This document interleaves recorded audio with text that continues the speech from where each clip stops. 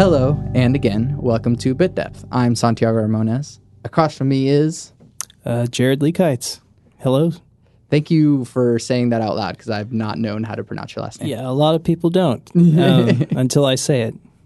I've gotten... It can be Lekites or it can be Luckites. I prefer Lekites because that's just how my family says it. Yeah. And I've seen lots of different variations of people with that last name, but the mistaken pronunciations I've gotten are very entertaining. Yeah. Leaky titties would probably be the worst one. Great. Lekites, which is very exotic sounding. Yeah. Which I like. I mean, I could, if I weren't so pale and pasty, I could probably move to like Puerto Rico or something. Right. Just be like, yeah, Mr. Lekites. Here I am. Yeah, that sounds appropriate. Move to Florida and be like a parrot head and just drink margaritas all day. I feel like over time, some people with different like last names or just names in general, like through families and lineages and stuff, they just lose the original pronunciation of a name. I don't really know the origin of it. I know most of my family is Irish, so I'm assuming it's some kind of Scandinavian descent. Okay, so my usual first question, or has now become my first question rather than the first question. First in a series. Yeah, well, yeah. So it's actually been, how do we know each other? Well, I think I first met you at a show you did with my bandmate Campbell Young. Yeah. And you were opening for him acoustic. So that's how I first stumbled upon the legend of Santiago Ramones. If you call it a legend. A legend. Yes, if we're continuing on the mispronunciations. And so I know you sort of secondhand through Campbell and Jimmy. Another bandmate of mine. Yeah. Because both of them have been on the podcast. So, right. Just getting everyone from the Lunar Laugh. Now you just need to get Connor and you'll have about everybody. Yeah. Everybody that's worth it, really. So now my actual first question. What do you do? Well, I am a musician. I'm in a band called the Lunar Laugh. Yeah. I write the songs. I sing the songs. I help produce the records. I play guitar a little bit on the albums. I'm playing a lot of different instruments. Not very well, but I'm playing them. That's what I do. Yeah.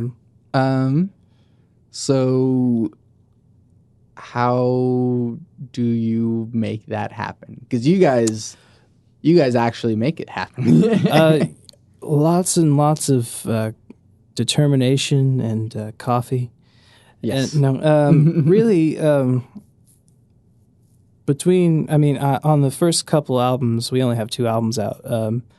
I'm doing the lion's share of the songwriting, and I think it's mostly just me having a big stockpile of songs because I've been writing songs forever, or since I could remember. And it helps having people like Campbell and Connor who also can contribute to writing, so we just kind of stock up on songs really quickly. Yeah. And instead of just kind of keeping them in a corner, I just like to get them all recorded as much as possible.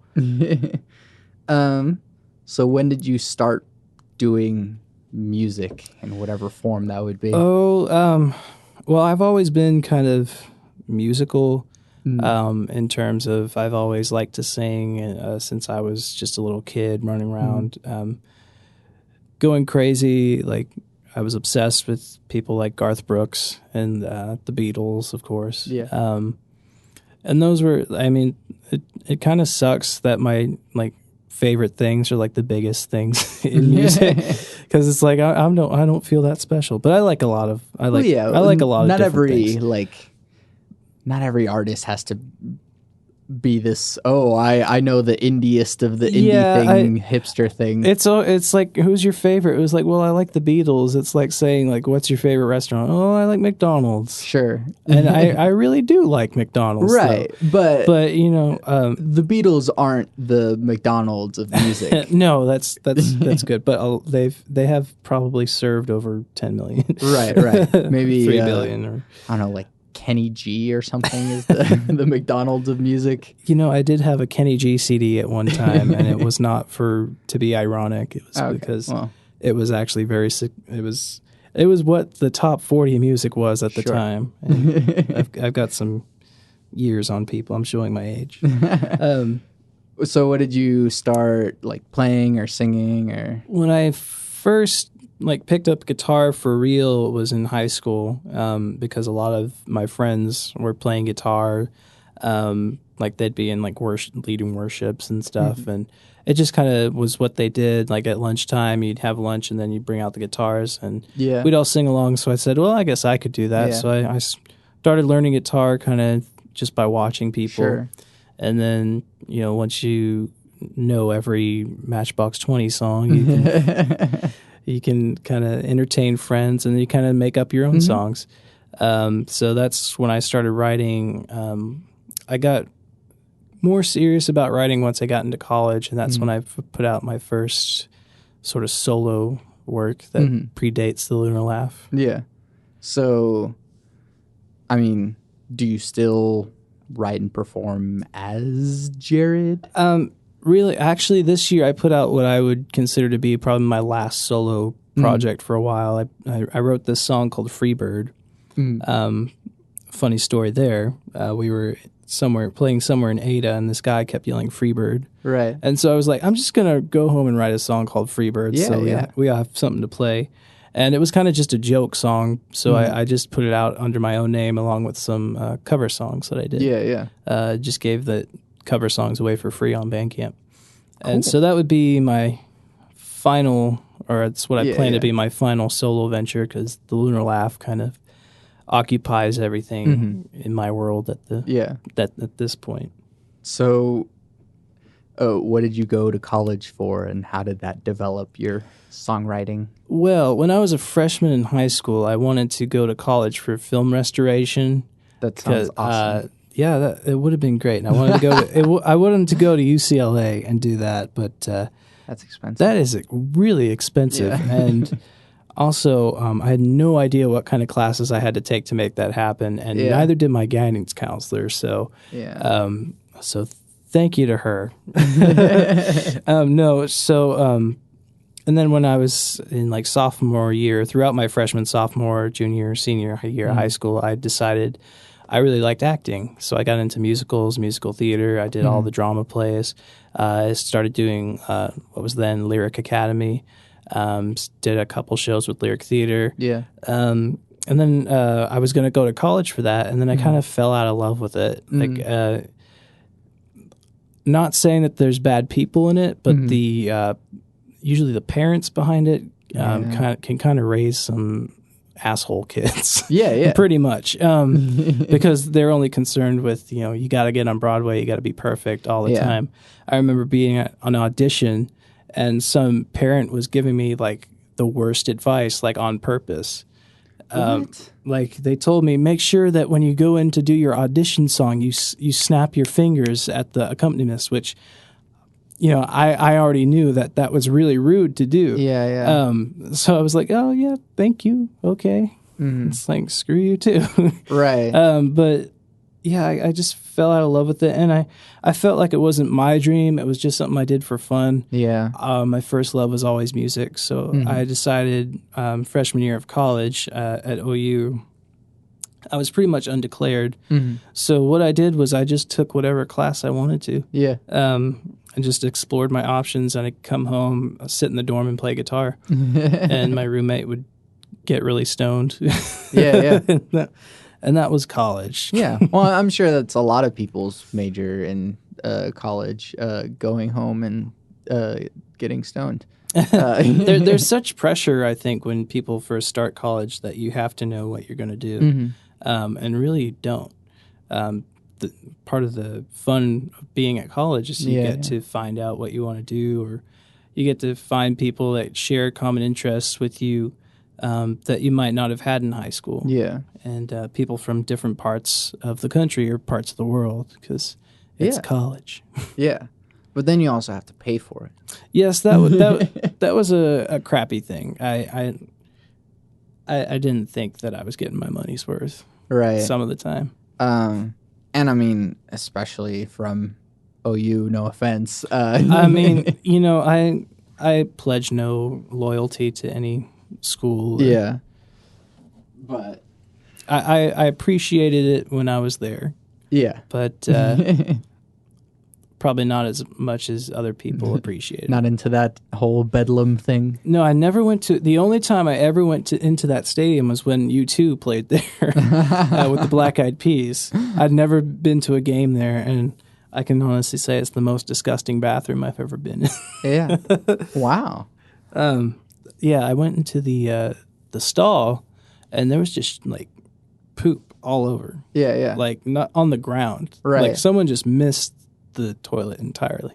This conversation took a very sharp turn. So yeah, stay in school, kids. Yes, but I guess not in the stadium. I guess that's a part of the school. I mean, I think they're going to tear that stadium down. So I can they have the money for it. I can badmouth it now. Yeah, they're talking about building a new one, from what I understand. That is Boomer Sooner. Yeah, they put the boom in Boomer Sooner. So then, did you like graduate with something? No, I did not. I dropped out of college because I fell out of love with it, and I fell out of money. Yes, pretty much. Yes, and I don't regret it at all. Mm-hmm. I feel like I've gone farther than a lot of people that I was in college with, because you know, I got a job. I was able to get a better apartment and continue to get better apartments because when I was working, I could just kind of save up my money and just keep going. Got really nice apartments. Each one was nicer than the last one. Yeah. And it helped that I had someone that I was living with, who I'm married to now, that also had a job and didn't go to college, so they didn't have to pay off these student loans. I'm not saying that nobody should go to college. Right. Obviously, if we are in one right now. Yeah, if you're in college, I totally support you, especially if you want to, you know, have a degree. I don't have a degree, but it's not the end of the world. Make it work. Yeah. It depends on what you want to do in life. If you want to be a doctor, yes, you should probably go to college. If you want to be a lawyer, yeah. That wasn't my calling, and I didn't feel like I needed a degree in music business to start, you know, playing my songs for people. I could kind of learn as I go, and that's the way I like to learn instead. I like to learn from mistakes, and I make a lot of them. Plus, nowadays, people can just learn everything from the internet.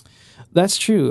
YouTube and all that jazz. I actually learned a lot about the music business from books. Yeah. I just went and checked out some books, and some of them are kind of antiquated now. There was one called like Start and Run Your Own Record Label. And I'm pretty sure it was all about how to start a cassette label. Oh, like right. Which is very trendy to do now, but back in 2009, it was like, why? But come on, it's 2009. CDs are all the rage. It was more like, just got this new MP3 off iTunes. Yeah. But yeah, I was able to kind of make it work. Again, it's not like I'm selling like platinum sales, but who is? But yeah, here I am. The Lunar Laugh has been pretty successful so far. Yeah, exactly. So then what's the difference between what Jared makes and what the Lunar Laugh is? The Lunar Laugh, I think of more like a collective, because there's more people to go through. There's more people contributing ideas. Even though I kind of have the final say, I like to have more.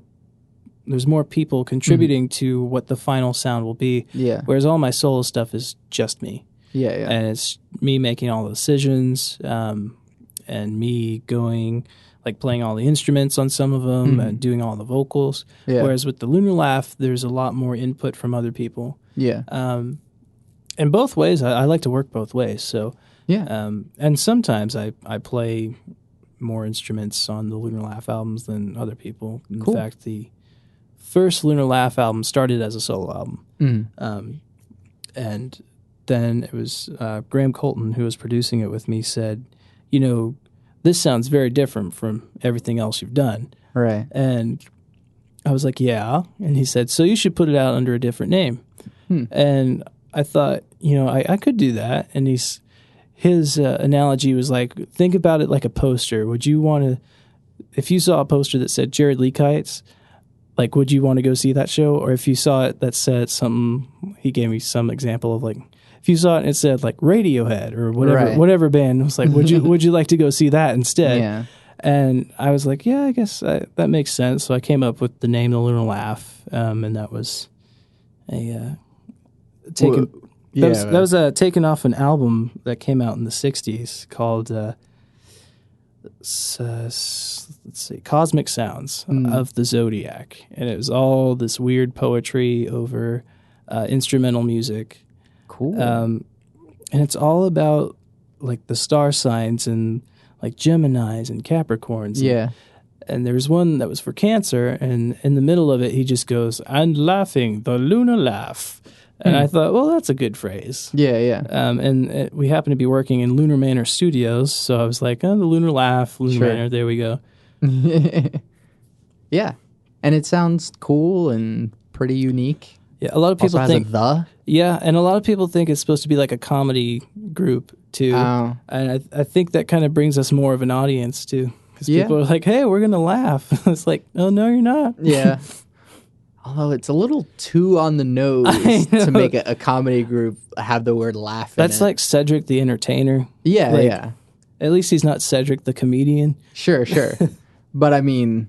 Chance the Rapper. Yeah.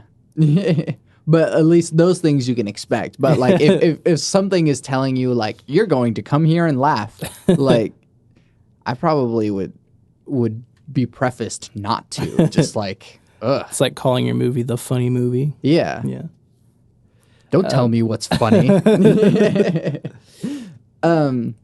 So then how did you arrive at getting these other people, and how did that happen? Well, Connor was the first to kind of join me.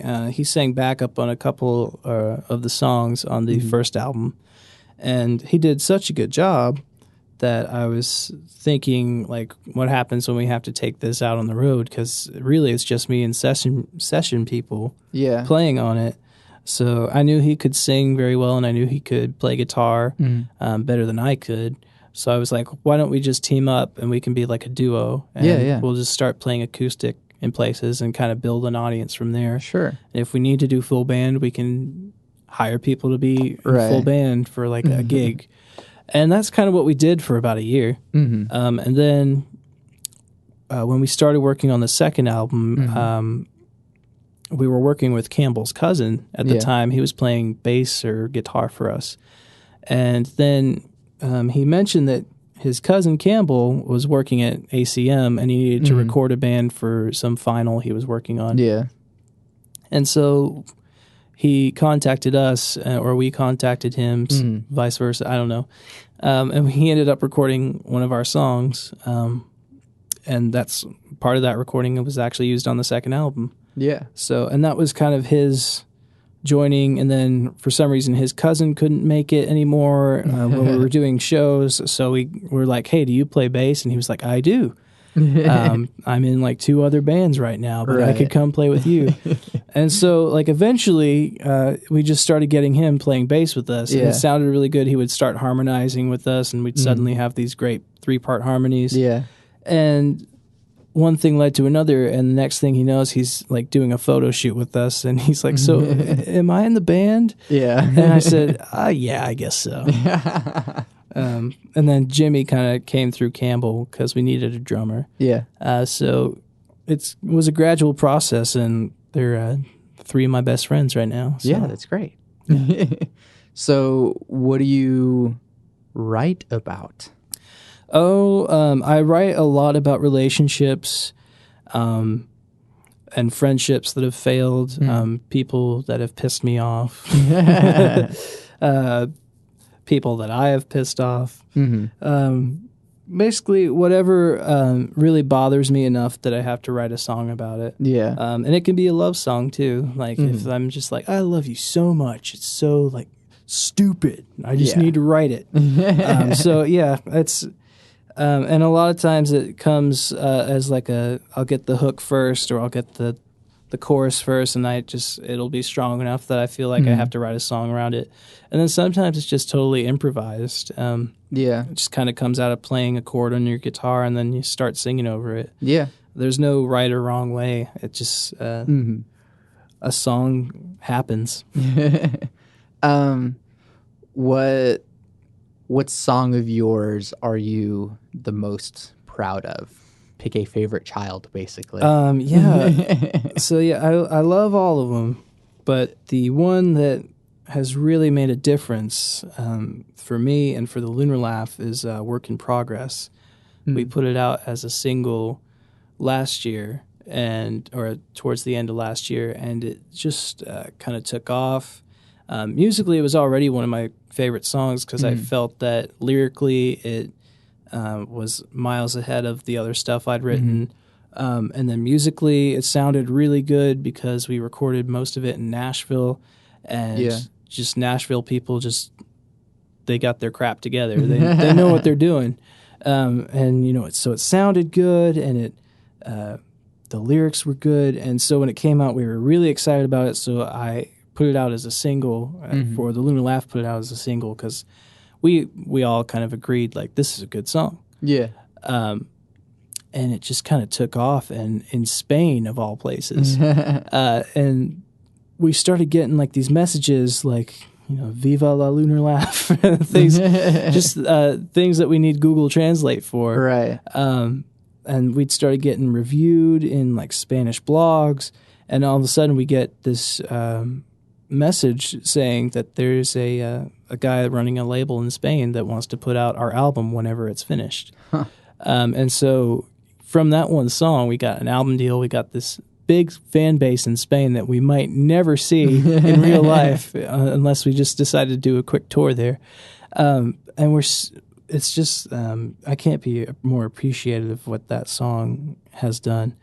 And then I think a second favorite would be Mama's Boy, because I feel the same way about it that I do Work in Progress. I feel like I summed up what may have taken a period of like 20 plus years into like a 3-minute pop song. And it's not easy to do. Yeah.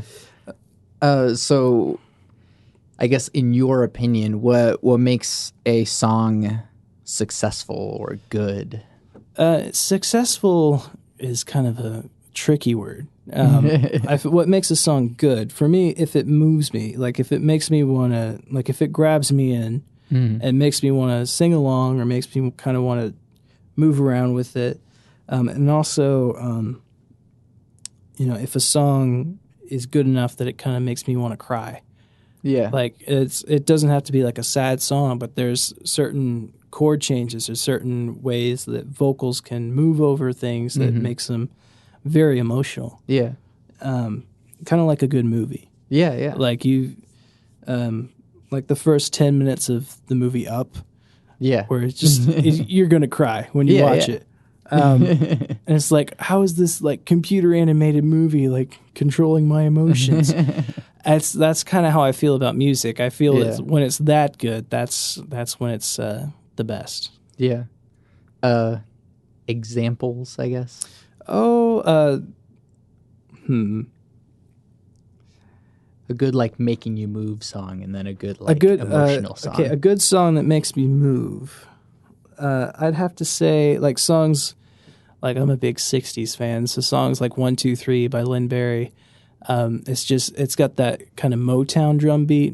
Any song that's Motown is going to be good. Oh yeah. For me. That's why they ran on that train for a while. So, 1, 2, 3, it starts with this boom, psh, boom, boom, psh, boom, psh, boom, boom, and then the horns come in, and it's like begging you to dance to it. Yeah, and then on top of all that, there's this amazing vocal by this white guy who sounds like this black lady, pretty much. He's like 1, 2, 3, that's how in elementary, it's gonna be. The lyrics are pretty stupid, right. but it doesn't matter because the voice is so like convincing. Mm-hmm.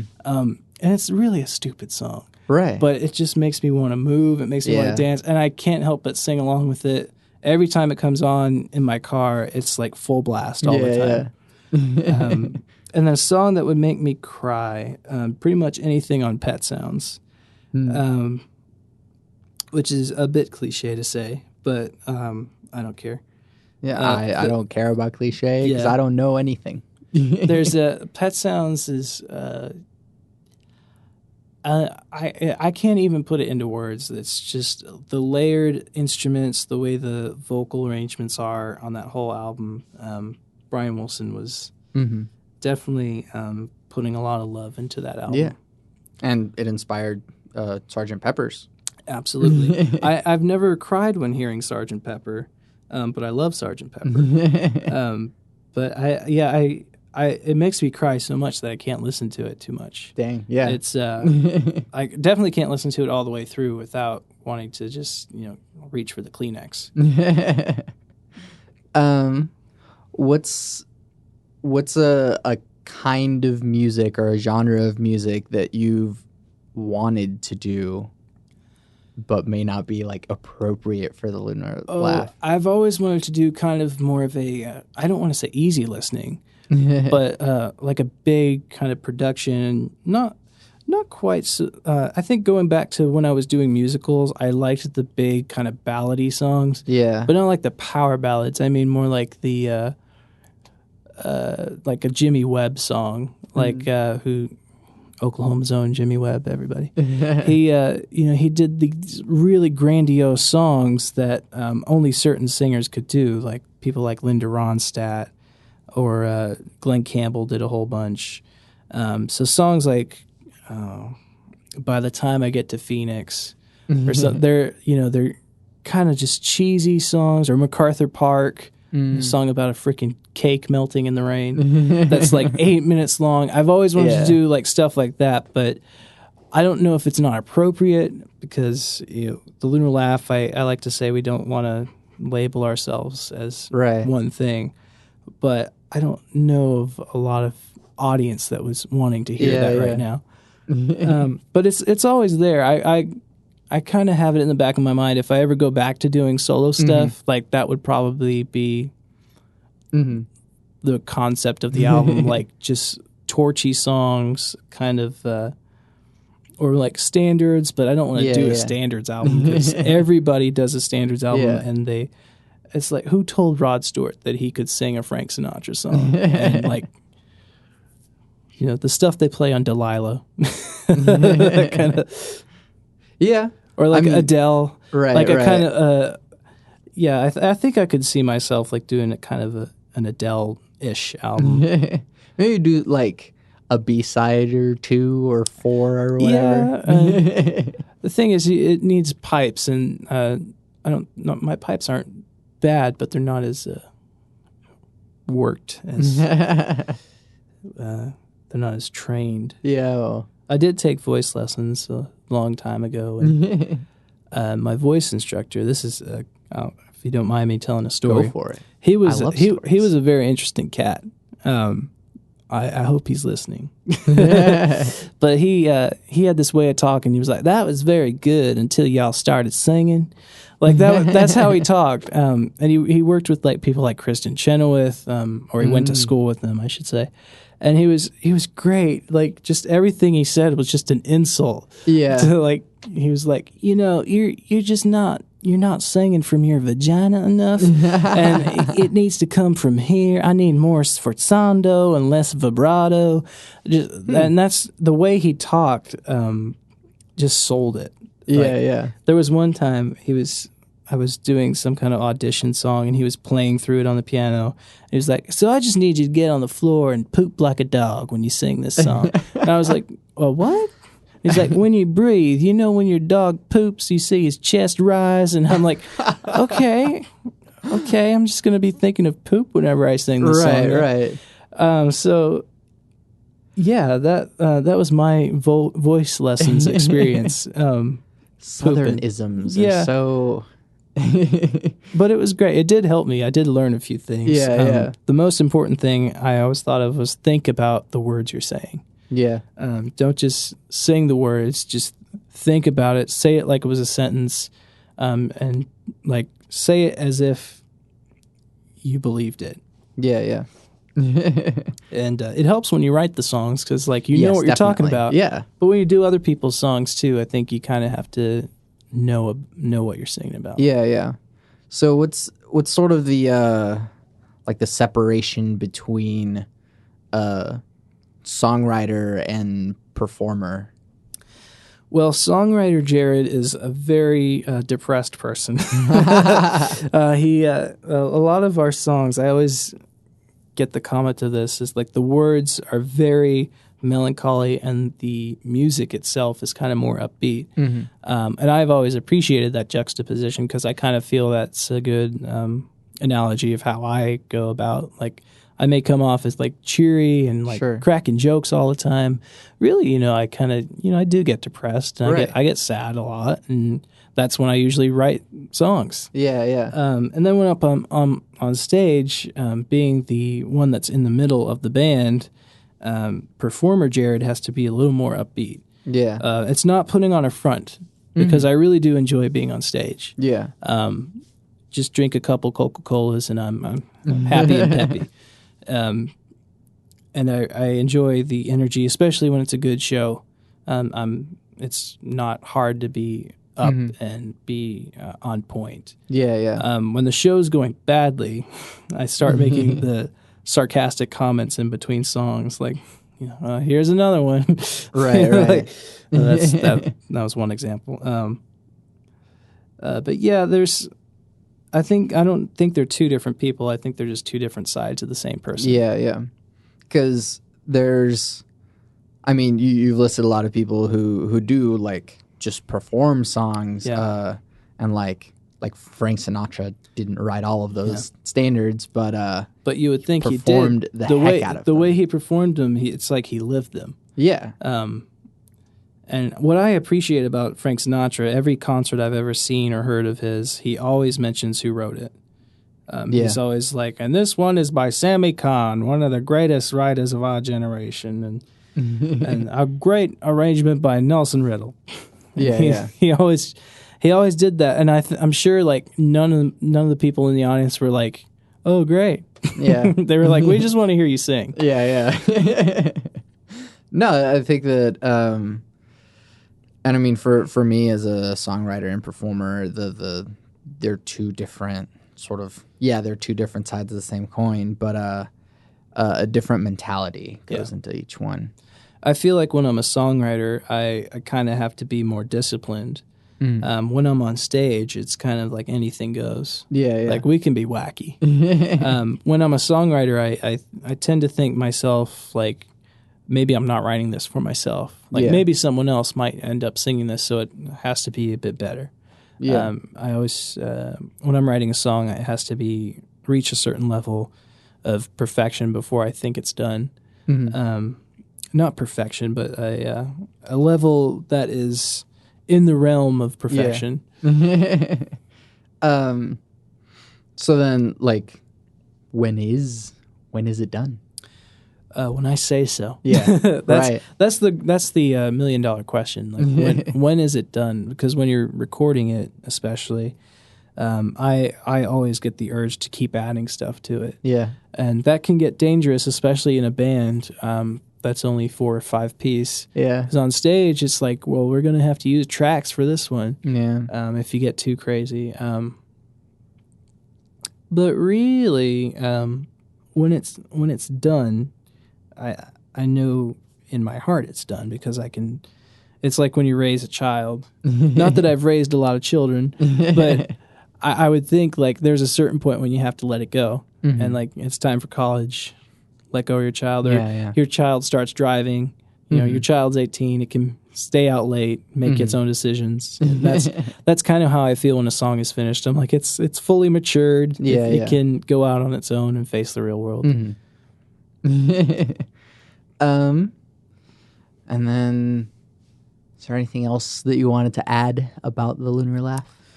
Well, at the moment we are. I don't know when this will air. Will this air before December? Yes. Okay, so we're going to be playing at the Root on December 30th. Awesome. And I believe that's going to be our last show of the year. Cool. And then that is as close to the end of the year. We're going to go out with a bang. We're going to go out with the Root. Shifting to my other side of the podcast where I ask less comfortable questions.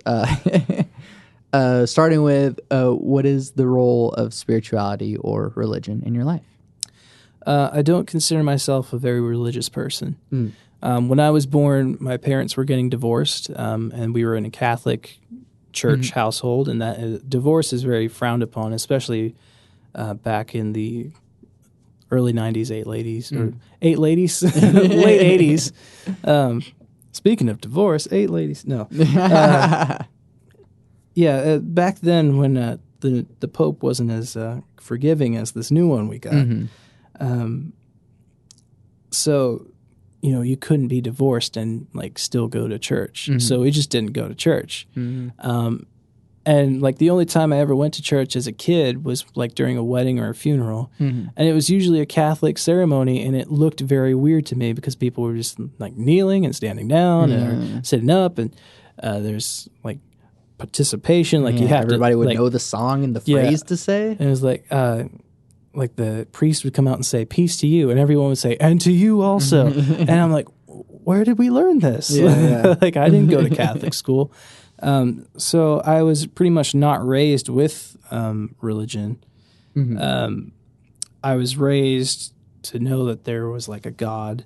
In my and I need to preface this by saying I don't think I'm right about everything. Right. I just know what I feel to be right in my mind. Yeah. And I'm not saying that it's better or greater than anybody else's feelings. No, I always try to make sure that these are just the opinions of the people that I'm asking, not necessarily the truth, if there is one. I'm very much into, I have to have it physically to know that it's for real. And, it's one of those things where they say, it just hasn't been proven, because how can you prove that God exists? Well, you have to have faith. And I'm like, well, faith isn't good enough for me. Right. I've had faith in people and they've let me down. Right. So, and they say, well, God won't let you down. And I'm like, well, what do you call, when a disaster happens, what do they call it? An act of God. They don't call it an act of Satan, even though that would be really cool. To read that in the contract, it's like, if an act of Satan occurs. Right. So it's weird to think about for me, just because I didn't grow up with it. But when I started high school, all my friends went to church. So I started going to church with them, and that was when I first got to expose to the positivity of Christianity. Pretty much, I have no problem with religion. I have a problem with hypocrisy. Yes. And every religion has a dose of that. Every religion has something I agree with, something I don't agree with. I mean, I'm talking major religions, not like Pastafarians or anything. Although I do like pasta. Yeah. I think really in the end, I just try to be as good as a person I can be. And I don't want some magical being in the sky to be controlling my life. I want to be in control of my life. I'm a control freak. I like to hold the remote. I like to have control of the radio on road trips. I don't like giving it away.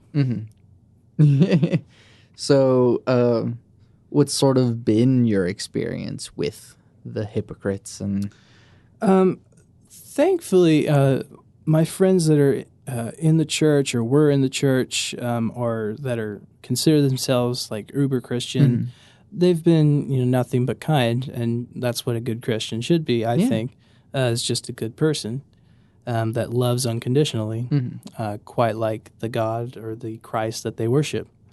And really, I bet Jesus was a cool guy. I'm not doubting his existence. I'm not doubting that he was divine, because what do I know? But I don't follow him or consider myself a Christian. But as far as hypocrisy goes, I don't like how they pick and choose what is right and what is wrong, just based on books that weren't written at the same time, books that have been translated over and over again, books that have been censored by religious leaders and governments over a period of thousands and thousands of years. Yeah. I don't like that we pick and choose things that were said meaning one thing, and they say, they apply it to this. Yeah.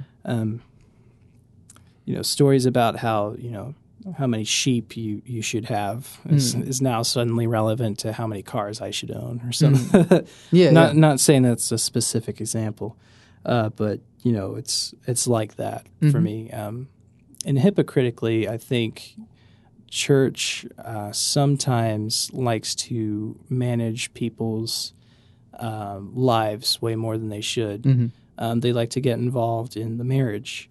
Yeah. They like to kind of assume the gender roles of people, that the wife should be the good wife that stays home or cooks all the meals, and the man has to go out and work. Right. I can't tell you how many church services I've been to that, and not like youth services, but the grown-up church, where it's like, have you been a good wife to your husband? Has your husband been a good husband to your wife? Things. Yeah. And it's like so old-fashioned, and I'm just over it. Yeah. But as hypocrisy, it's not just a religious problem. Yeah. It's just an everyday problem. Yeah. So for you, how does you or anyone be good? How do grammar as well? Not being an asshole, really. Yeah. Use your blinker when you're driving. Please, oh my gosh. It's kind of, I do like the question, what would Jesus do? And so many people wore those bracelets, WWJD, and they were not doing what Jesus would have done. It's a lot of people take that message and apply it to themselves in a selfish way. The worst so-called Christians, I think, are the ones that are on TV asking you to give them like money to build their church, to build this mega Jesus park, and then not let anyone in. And I'm not saying that Christianity is the only religion that there is a problem with. Again. But we are in Oklahoma. It's the one that is most relevant to where we are location-wise. Sort of in the Bible Belt, where there's a church on every corner. Yeah. Just about, yeah. And, I do, if I was invited to church, I'd go. Yeah. I wouldn't say that I agreed with everything that's being said, but, I bet not everybody that goes there does. Really? Yeah. So what do you, I guess, encourage sort of for people to publicly do for one another, or whatever that might mean, to make the world a better place? Well, geez. I can only say I'm only human. I have my own faults. So to be a good person, I think, if you see someone begging on the street for $1 and you have $1, give them one. If you see someone that needs help, help them. If you see someone that is doing wrong, tell somebody about it. Yeah. That's, basically that's it. It's just, don't be a dick.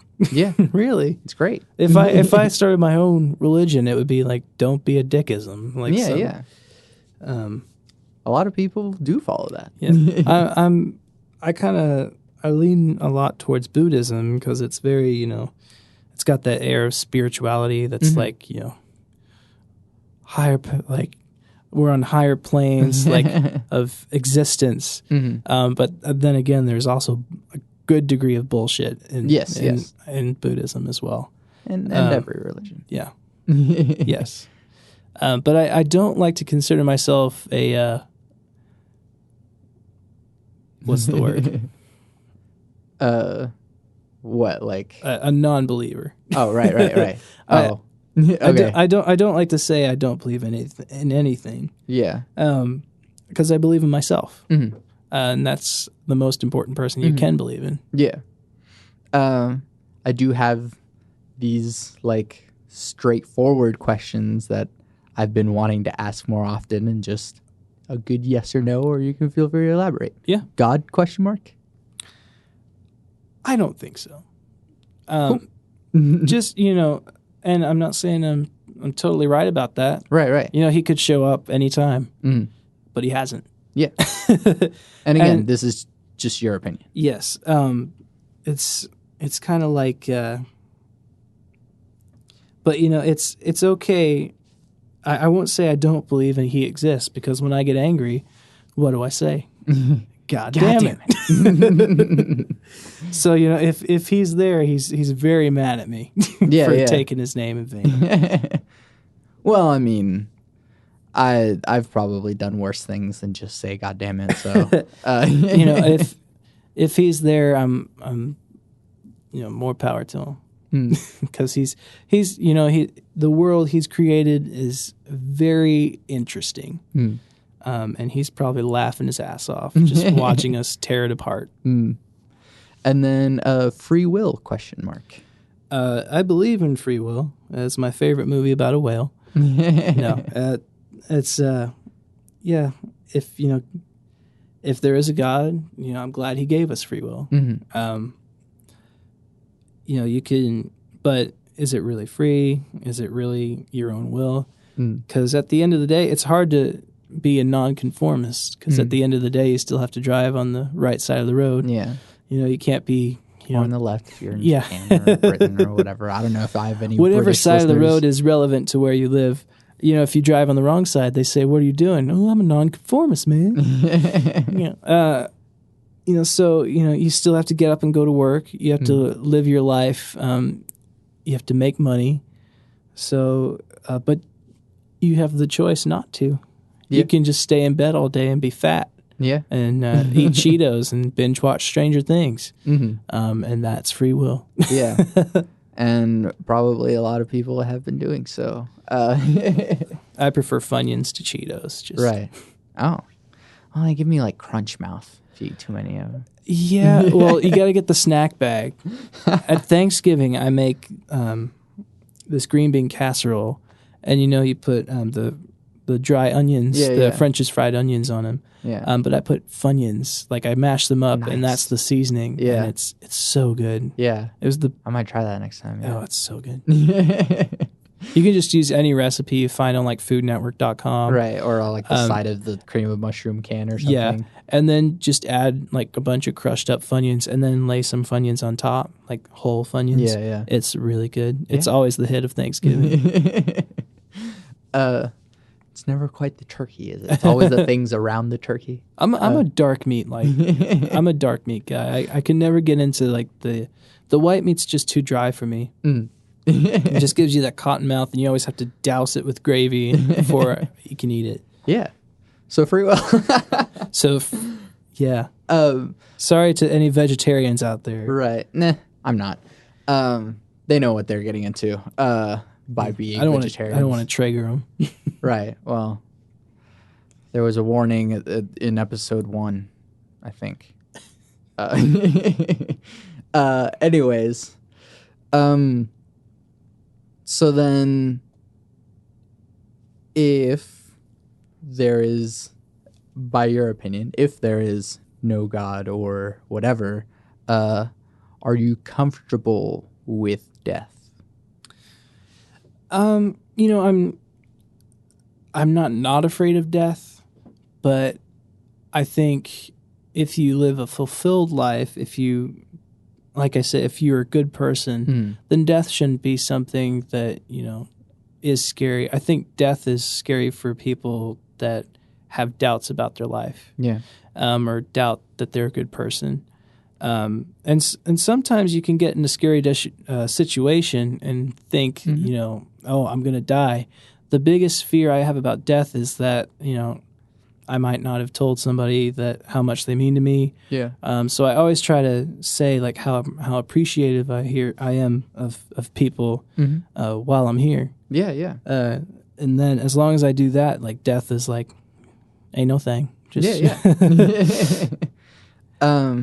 Yeah, and then you can not worry about all the others. The last guest that I had on the podcast she works at a funeral home or several funeral homes. That would definitely give you perspective on death. I think. I'm scared. I'm afraid of a slow, painful death. Sure. If it's gonna hit me, I'd like it to just be quick and done. I don't want to be like vegetable. Yeah. Just kind of chilling in a hospital. Like I've already told people, like just unplug me. Remember me as I was. Yeah. Plus, we have like great music and this podcast now. So like, there we go. To remember you by. I don't want to be buried in the ground, and I don't want to be cremated. I haven't thought of what I wanted to do. I know I don't want to be in the ground because I don't like. First of all, I don't like being outdoors that much. But I definitely don't want like bugs getting in and like crawling over me. Could like put a boat out to sea or something. That'd be that'd be very Mark Twain-ish or something. I kind of like the idea of a moratorium, or like an indoor, like just kind of be put in a wall or somewhere. Yeah.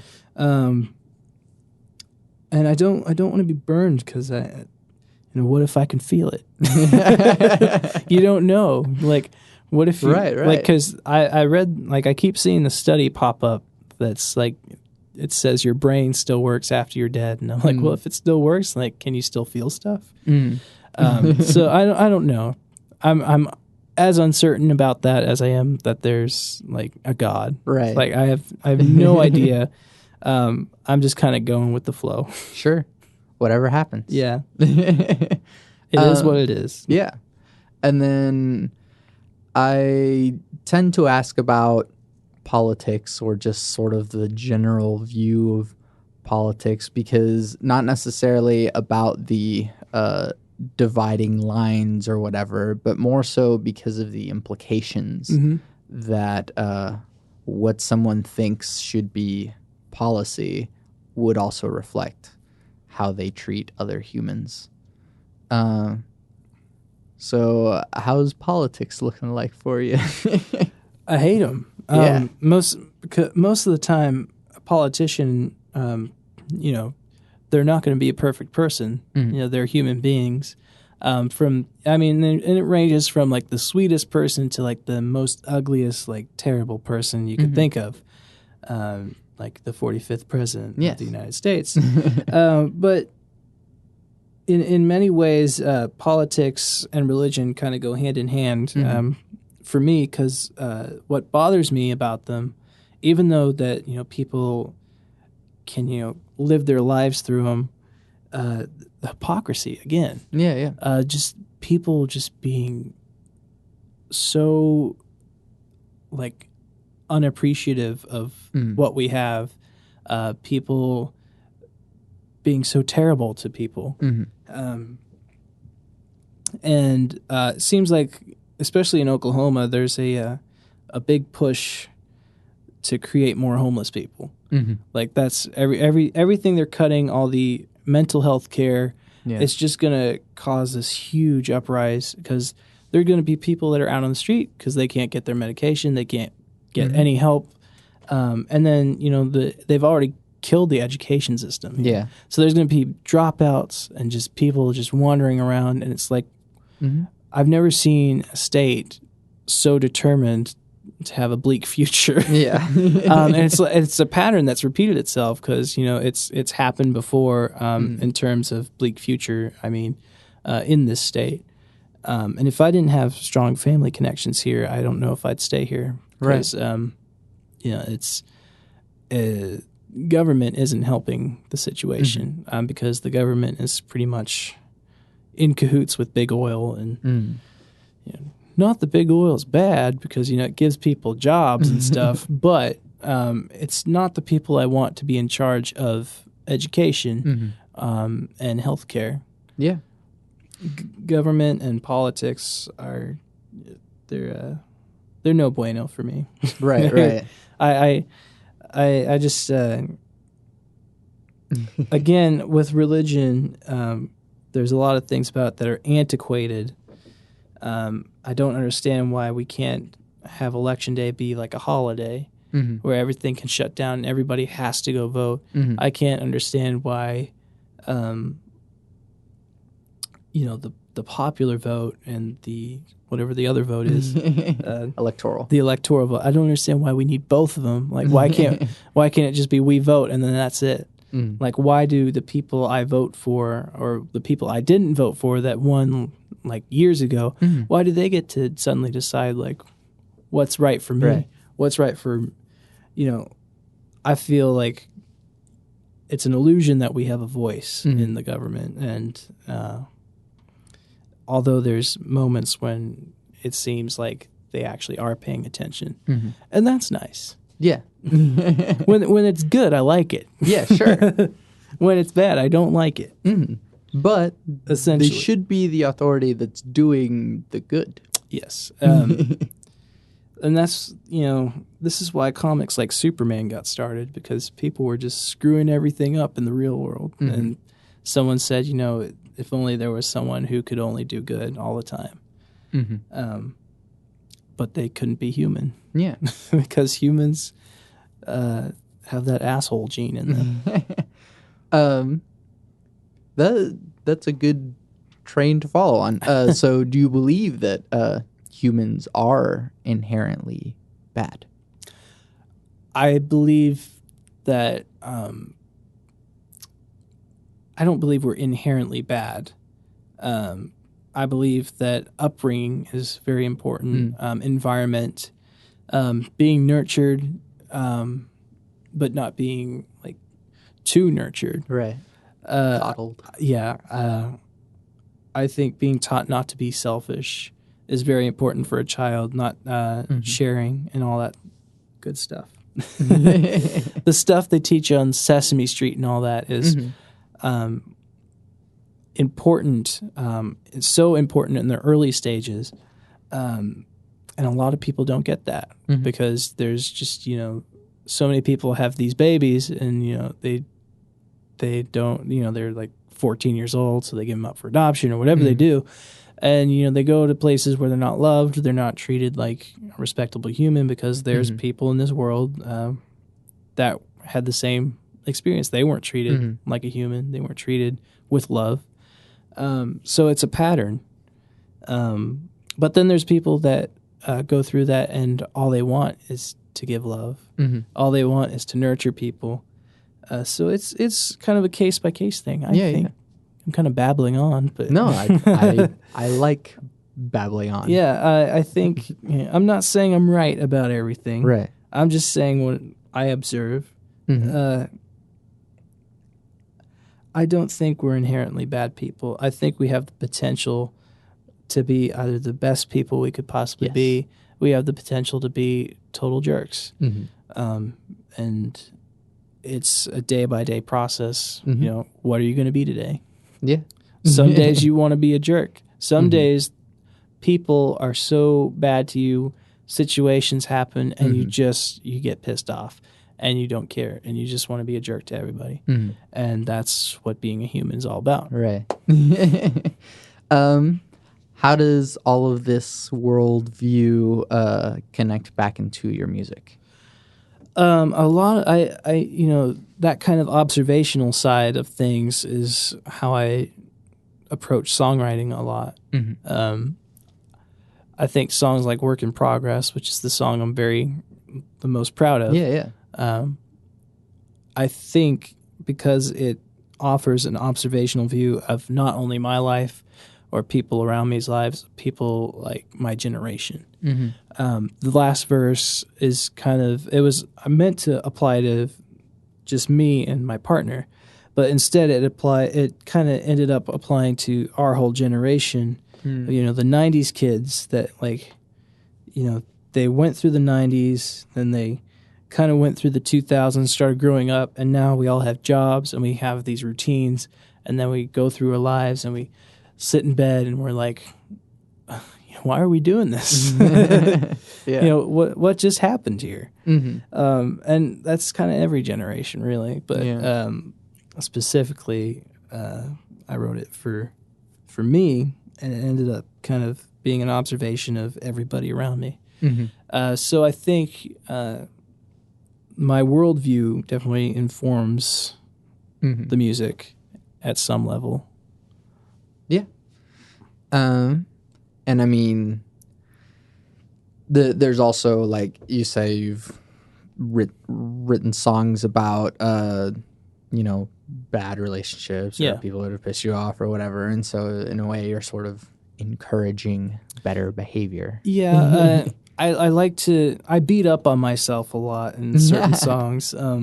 It's always my fault. It's, no, It's better than Taylor Swift. No, I write some songs that are Swiftable, I think. There's one song on Mama's Boy, the most recent Lunar Laugh album. It's called Living a Lie. And it's pretty much an attack on somebody that approached me as a friend, and just I did not want any part of it. And it that was one aspect of it. There was a lot of other things mixed in, but that that was a Taylor Swift could cover that if she wanted, and make me a good chunk of change. Yeah, that'd be fun. She should do that. Yeah, although she's getting bad PR right now because apparently she's connected to white supremacy or something. I don't know. Everyone's like 3 steps removed from being a Nazi, apparently. Yeah, especially white people like me. Yeah, but you got like a good like defense. Yeah, and just say I'm gay and they leave me alone. Yeah, exactly. There you go. And then lastly, what advice do you have for people? Oh man. Really, like the best, like, are you talking about advice for people or advice for like people in music or wherever you want to go? Okay. So, as far as music goes, I would say be aware of your audience and what they like, but don't always play to what they like. Do it for your own enjoyment. As far as people go, don't be a dick. Yeah. just take a little time to think about other people for just like maybe 5 seconds. Yeah. And also, don't forget how lucky you are to live in a country that is free. So they say. Yeah.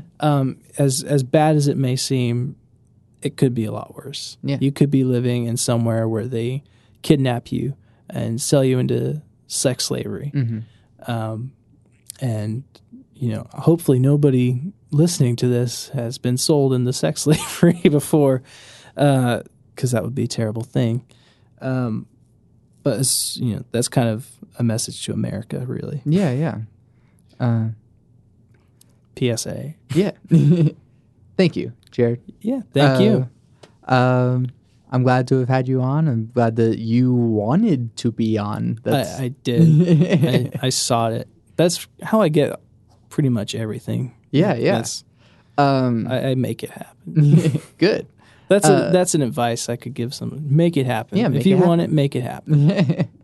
And that's basically what I did with this podcast. I was like, I want to have a podcast, so I did it. Just do it. In the words of Shia LaBeouf, just do it. Which could also be taken from Nike, but they don't pay me. No. No one wears those anymore. Jared, where can we find you and your things? You can go to thelunarlaugh.com. That's lunar like moon and laugh like haha, and make sure the is in front of it. The lunar laugh. And .com. We're also on Bandcamp, thelunarlaugh.bandcamp.com. If you're interested in my solo stuff, jaredlekites.bandcamp.com, and Jared is Jared. Lekites is Lekites. There's a lot of weird, wild stuff on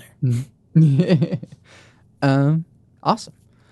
Again, thank you. Thank you, Santiago. I'm Santiago Ramones. You can find all the things that I do on my website, santiagoramones.com. I make music. I have this podcast. I have various different things of music. So there's the stuff on my Bandcamp and then my SoundCloud. My SoundCloud's more like composery stuff. He's really good. Well, thank you. Wow. I try my best. He's not a dick. You can buy or download or whatever you want to do to contribute into the internet and my wallet, either my demo or the single of Red. And you can pay $0 and you can pay $1,000. Whichever direction you want to go with that sounds great. Just think, do you want to be a good person or do you want to be an asshole? Please don't pay $0. That's no. I mean, I appreciate that people are downloading it in the first place. Yeah. That's fine. You go for it. And if you don't have the money for it, then just download it and tell people about it. It's great. I was on my podcast with my 3 things. They sort of shape my life philosophy and the way that I treat other people. Mm-hmm. Those 3 things are: love never fails. It's going to be okay. I might be wrong.